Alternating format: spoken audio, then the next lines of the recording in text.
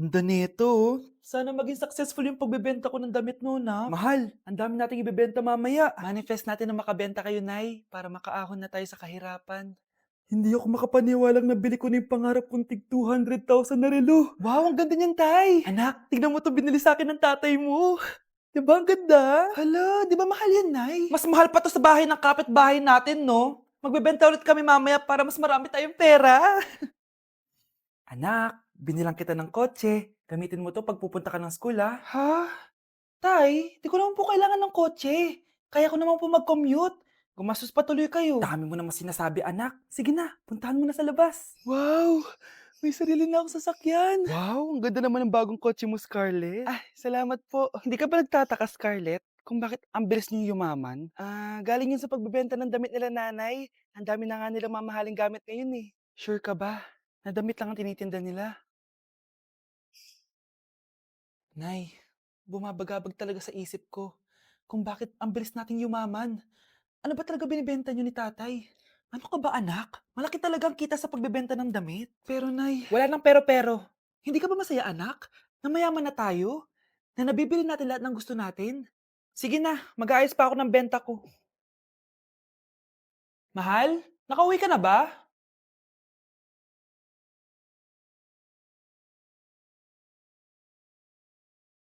Ano ba talagang laman neto?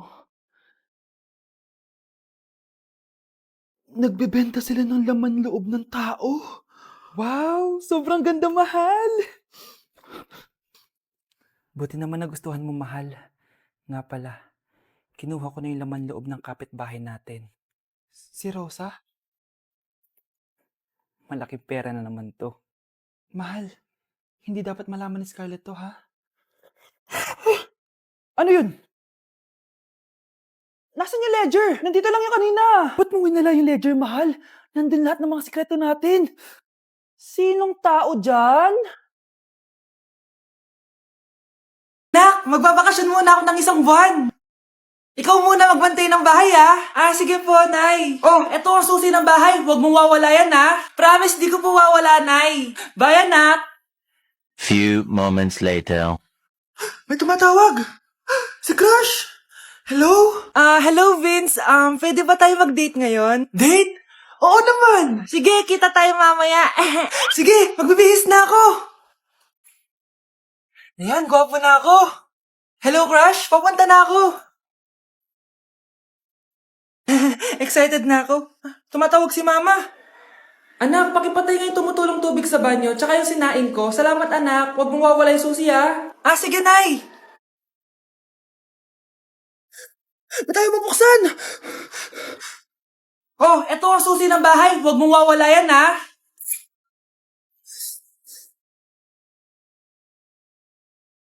Parang wala po ata sa lesson natin yung number 5. Ay, wala ba? O sige, bonus na lang yan. Thank you, ma'am.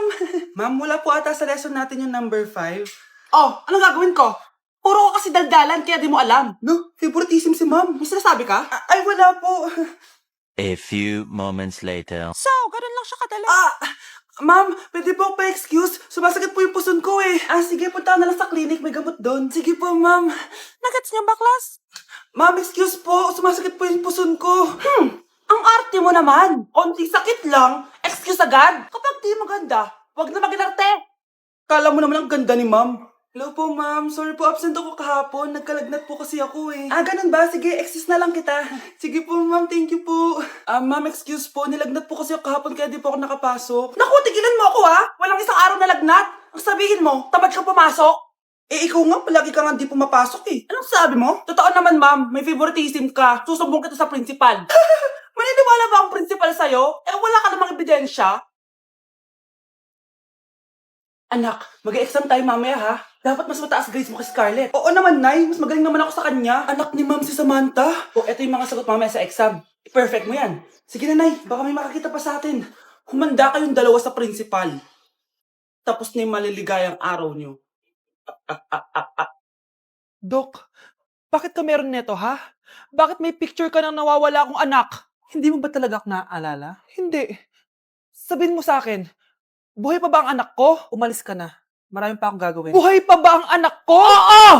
Buhay na buhay ako! Ako ang anak mo. na iniwan mo sa palengke dati. Nagtataka ka? Isa na akong trans ngayon. Alam mo, buti na lang may mabait at mayamang pamilyang kumukup sa akin. Kaya maganda yung naging buhay ko. Tignan mo, naging doktor pa ako. Kaya salamat sa'yo at iniwan mo ko. Anak, hinanap kita. Umasa ako na babalik ka. Hindi na importante yan. Ayaw na kita makita at hindi na kita kailangan. Kaya umalis ka na! Hello po. Kamusta po yung pasyente? Dok, si nanay naman yung nagkasakit. Kamusta na siya? Okay naman. Sa iba ko na lang siya ipapaasikaso, ha? Anak? Anak, please! Bakit anak tawag mo sa kanya, Nay? Sure ka ba? Na habang buhay ka magagalit sa nanay mo? Nakita ko results niya kanina. Anytime, pwede siya mawala. Magpapahangin lang ako. Nasaan na sila? Hello, nurse? Nasaan yung pasyente dito sa room 214? Anak? Ako ba hanap mo? Nay, akala ko may masamang nangyari na sa'yo. Anak, hindi na kita iiwan. Good news! False alarm lang pala yung nakita namin result sa nanay mo. Ibig sabihin, magiging okay siya. Salamat naman. Nay, ayoko na mawala ka sa akin, ha? Yay! May ate na ako! Delivery! Ito na po yung skincare nyo. Wow! Nandito na skincare ko! Buksan na natin! Wow! May makutsara pa! Gaganda na ako nito. Uy, Mars! May chismis ako! Uy, Mars! Wait lang, ha? Nay! Nagugutom na ako! Nasaan na ba yun? Wala bang pagkain dito? Ba't walang pagkain dito? Nagugutom na talaga ako. Ano yun? Ano to? May kutsara! Pagkain siguro to. Buksan ko nga. Wow! Ang pangit-pangit naman ng kabit niya. Ba't ganon? Ba't ang lagkit?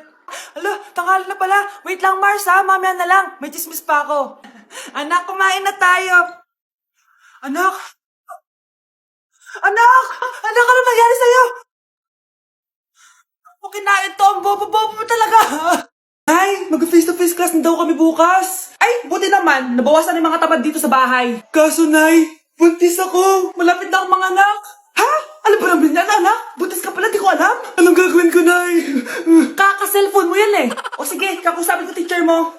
A few moments later. Pasok po kayo. Ma'am, makikiusap po sana kami. Nay! Manahim ka dyan. Tungkol po saan? May tumor po kasi sa tiyan yung anak ko, ma'am. Hindi po siya makakapasok sa school. Ganun ba? O sige, i-exempt ko na lang siya. Salamat po, ma'am. Tara na, anak. Ang sakit na tiyan ko. Anong nangyayari? Wala po to, ma'am. Nay, mga ngalak-nata ko. Ba't ngayon pa? Umiri ka. Ano ba naman yan? Sige, ire. Ayan na, malapit na. Akala ko ba tumor? Ayun na. Grabe na talaga yung mga bataan ngayon. Nagsisibuntisan na. Anak ko, Jollibee, oh. Jollibee. Oh, tulog ka na ulit. Kain tayo dun, mami, sa Jollibee. Nay, nasusuka ako. Diyos ko, yan na nga ba sinasabi ko eh. Buntis ka na. Ang harot-harot mo kasi. Buntis agad? Di lang ako sanay sa biyahe kaya ako nasusuka. Okay mo? May naririnig na naman ako. Sakit sa tenga. Pangita ka. Pag di mo tinagilan yun, bababa kita dito. Oh, malapit na tayo Anak, okay ka lang? Anak. Anak! Nay, wow! Feeling nasa music video Nay, naiihina ako. Kuya driver, pahinto muna nga sa gas station. Ihilang yung anak ko. Ay, salamat. Makakapag-CR na din ako. Oh, nasa loob na ba yung lahat? Tara na, sasara ko na to. Nay, tapos na ako. Nay? Oh, anak, maganda na kayo. Dito na tayo. Teka, nasa si Kyle? Nay, ba't niyo ako iniwan? Anak, halika na dito, kakain na tayo. Sige po, Nay. Kain ka na, anak. Sige po. Oh, bakit anak? Nay, wag na po kayo magtinidor. Natatakot po ako dyan. Hindi ko magalaw ang kamay ko. May demonyo ata to. Tinidor lang to, anak. Nay, please, magkutsara na lang kayo. Few moments later. Ano yun? Anak, sinuntok ako ng lalaking yun, no? Akong bahala dyan, Nay. Makakatikim sa akin yan. Asan na yan? Hoy! Ba't mo sinaktan ng nanay ko? Aba, bakit? Gusto mo din ba? Go, anak! Sige, dito lumapit ka. Dito lapit. Sige, labanan mo, anak. Takot sa tinidor? Nay, patawarin mo na siya. Di ba sabi mo sa akin, matuto tayo magpatawad? Kuya, alis na ako Wait, jacket ko ba yan? Oo. Sinuot niya yung jacket ko? What the dude? Di ko pa nga nagagamit yun Sana naman, nagpapaalam ka. Bakit ba ako magpapaalam? Kapatid mo naman ako. And so, pag nasira mo yan, babayaran mo? Parang jacket lang. Ano ka na sa akin? Walang pera? May pera ka ba? Wala. Huwag na nga kayo mag-away. Para kayo mga bata Wow! Nagsalita ang nagdadalang bata. Ha? Buntis ka, ate? Ako? Buntis? Buntis ka ba talaga? Bloated lang ako, sis. Bloated? Nato nakita ko sa CR. Positive, positive kasi ako sa COVID. May COVID sila? Oh, bakit ako nandito? Nakikichismis lang ako, Ay, sorry po, sige. Wait lang. Shoutout sa mga anak ko. Artista na ako. Ano nangyayari dito? Nay, wala po. Alam kong may tinatago talaga sila. Sakit na tiyan ko. Mangangalak na ata ako. Buntis ka? Pagod na ako sa pamilya ko, be. Huwag ka na magalit, Nay. Blessing to. Sino ang tatay niyan? Ako ang tatay. Wow, gising na siya. Ang pala mo nandito sa bahay. Nay, wag ganyan please. Alam mo, bilib din ako sa'yo Wala na nga tayong makain, nagpabuntis ka pa. Buti pa yung anak ni Rosa, pag-aaral ay natupag. Nakakawalang gana. Yan, umalis ka. Diyan ka magaling. Kasalanan mo to. Sinira mo yung future ko. Ate, please, tigilan mo yan. Walang kasalanan yung bata. Hindi! Dahil dito, galit sa akin si nanay. Kaya dapat mawala na to. Ate, wag! Ate! Anak, kain ka na Nay, sorry anak sa mga sinabi ko. Hayaan mo, babawi ako sa'yo Thank you, Nay. Nay, sumasakit tiyan ko. Nay. Oo, yung pinag-usapan natin Hihintayin ko lang mga anak tong babaeng to. Pag nabigay ko na yung bata, ibigay mo na agad yung pera sa akin, Balak ibenta ni nanay yung anak ko. O anak, okay ka lang? Walang iya ka, Nay! Ang sama mo! Akala ko, totoong nagbago ka na. Pera pa rin pala yung nasa utak mo. Abay, bakit? Wala ka nang pakinabang dito. At least yung anak mo, mapapakinabangan ko. Wala ka namang papakain dyan Napakasama mo! Lalayas na ako sa impyernong to! Sige, lumayas ka! Sino tinakot mo? Tignan natin kung saan ka pupulutin. Hello, Bes. Hello, Bes. Kilala mo ba si Edward? Oo, Bes. Siya yung ama ng dinadala ko. Mayaman pala sila, Bes. Gusto kanyang makita kasi gusto niyang panagutan yung baby mo. Talaga? Oo, Bes. Ito na yun, Bes. Bes, hindi mo na kailangan magtiis na nanay mo. Hindi pwedeng anak ko lang ang makikinabang sa yaman ng lalaking yun. Dapat ako din.